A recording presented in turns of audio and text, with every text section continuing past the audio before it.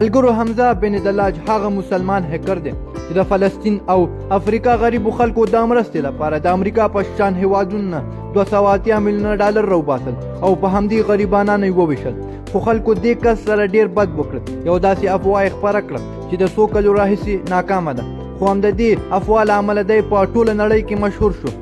حمزه بن دلاج د الجیریا د تیدی وزو ښار اوسیدونکی دی دا یو هیکر و حمزه په 1988 کال کې پیدا شوی او صرف په 22 کلنۍ کې داسې کارنامه وکړه چې ټوله نړۍ د ده طرف ته متوجه شوه یو خو فلسطین چې د تیرو اویا کلونو راهیسې د اسرائیل ظلمونو شکار ده او دوهم افریقا چې د خپلې غریبۍ شکار ده حمزه د دې دواړو هیوادونو د مرستې په اړه فکر وکړ په کال 2009 کې حمزه د سپای آی په نوم داسې وایرس ایجاد کړ چې په مرستې به د خلکو شخصي ډیټایل حاصلول په خاصه توګه د بانک ډیټایلز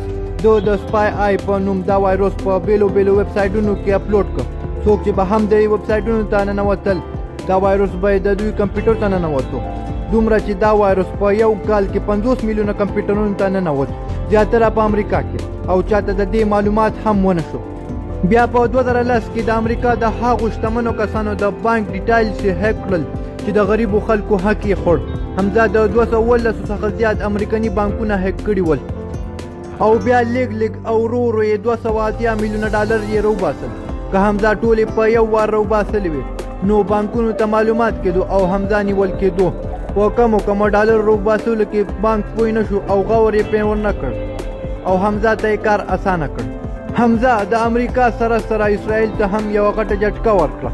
حمزه د اسرائیل رسمي ویب سایټ هم هیک کړی و چې دومره اسانه کار نه و هغه هم د اسرائیل په شان په ټکنالوژۍ کې یو ماهره هیواد د دې نه تاسو اندازه لګولی شئ چې حمزه څومره چالاکه لوبغاړی و خو کله چې د امریکا بانک ته معلومه شوه څه ورانۍ خو شته نو څېړنې یې شروع کړې بیا معلومه شوه چې حمزه په نوم یو هیکر دی چې دا کارونه کوي او د امریکا حکومت بغیر د کوم فکر کولو دا کیس اف بی آی ته ورکړ خو بدقسمتۍ سره حمزه بچ نه شو په 2013 کې د بینکوک پولیسو لخوا ونیول شو هغه وخت چې دی د خپلې کورنۍ سره و د نیول کېدو وروسته د هیڅ ویره ونه ښوده خپلې کورنۍ سره یې خدای پاماني وکړه او پولیسو سره خپله لاړ داسې لکه دی چې په خپل کار فخر محسوسوي د نیول کېدو وروسته دی چې کله د رسنیو مخې ته راوړل شو په هر انځور کې خندل او مسکا یې کوله او کله چې دا انځورونه وایرل شول نو خلکو دته د سمایلینګ هیکر نوم ورکړ کله چې د حمزه څخه پوښتنه وشوه چې تا دومره پیسو باندې څه وکړل نو حمزه وویل چې ما دا ټولې پیسې فلسطین او د افریقا غریبانو باندې مې وویشلې چې د هغوی دردونه غمونه او مصیبتونه خلاص شي حمزه زیاتې پیسې هغو خلکو ته ورکړې چې د فلسطین د ازادۍ په خاطر د اسرائیل په خلاف جنګېدل کله چې دا خبر عامو خلکو ته ورسېد نو خلک د حمزه د ملاتړ لپاره راغلل د حمزه دا کار یې سم ګڼه حمزه سره د هغه ملګری الکساندر اندرویچ هم ونیول شو چې د حمزه سره د سپای آی وایرس په جوړولو کې مرسته کړې عدالت کې چې کله د ده د فیصلې ورځ راغله په 2013 کې حمزه ته د 10 کالو جیل او 40 میلیونه ډالرو جریمه شو خو د خلکو دا خبره خوښه نه شوه او خلک د حمزه د ملاتړ لپاره راغلل مګر دلته اوس لوبه شروع کیږي یو تلویزیون خبر خپور کړ چې حمزه ته د مرګ سزا ورکول کیږي او دا تصویرونه د حمزه تصویر په توګه وایرل کړل سوشل میډیا کې دا خبر ډیر تیز خپور شو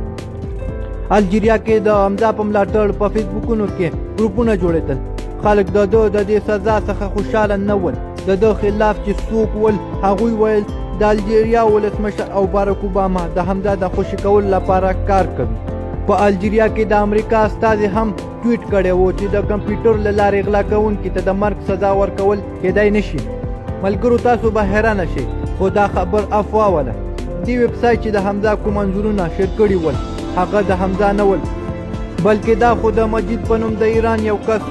چې په 2015 کې په ایران کې د یو وکیل وژلو له امله په عام ځای کې د خلکو په مخ کې فارسي کېدو او بیا همدا تصویرونه د حمزه په نوم په ټوله نړۍ کې وایرل شول او نن هم کېږي یوې افواه څومره لوبه وکړه د حمزه وکیل د سزا په خلاف عریضه وکړه او په 2015 کې 10 کالو سزا پر ځای 15 کالو ته راغله او اوس حمزه ژوندی دی او د 40 کالو دی نو ملګرو د افواهو څخه ځان وژغورئ افواهو د ډېرو ژوند واخیست د حمزه په اړه ستاسو څه خیال دی په کومنټ کې ضرور ووایئ تر بیا د خدای په امان